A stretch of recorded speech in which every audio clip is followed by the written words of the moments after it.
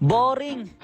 Makapang-uto nga sa word chat. Palit tayo ng pangalan, tapos maghanap tayo ng kaduo. Bang, Gabriela yarn. Stand up, Gabriela. Siyempre, kailangan magpapalit din tayo ng profile, di ba? Gagamitin natin yung mukha ng taong hindi ko kilala na nakita ko lang sa Pinterest. At siyempre, kailangan natin alisin ang ating star border. Kasi kapag meron tayong star border, iisipin nila isa tayong content creator.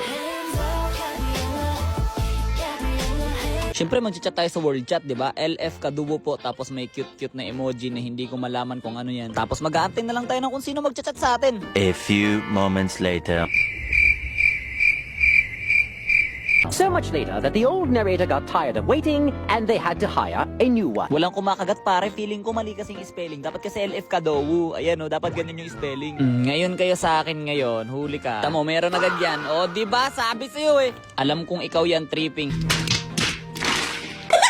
Hi miss ko na siya. Na miss ko na yung baby ko. Kasi sorry ha. Can I ask you something? Wala niya English. Ano po? Para sweet girl. Tara, dowo. Yehey! Tara. Ano ID mo? Do you know the difference between history and you? Kasi history is the past and you are my future. Pero sige, kunyari hindi natin alam. Ha? Ano?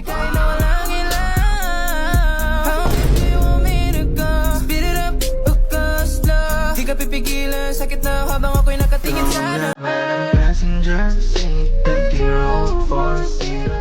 Hey Gabriela, OMG, ay Kagi, may kalaro ka ba? Ay, wala. Sakto, nung kalaro ngayon.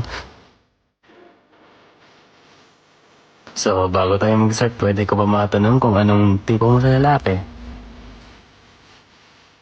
Gusto ko singer, tapos multilingual? Wait. May alam ba akong ibang language? Espanyol, palag na ba yun? Lalo na yun mga Spanish friend.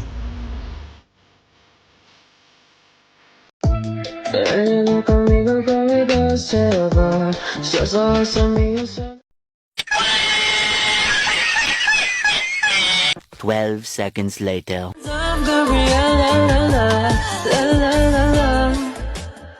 Gagi pare, ang ganda ng boses mo.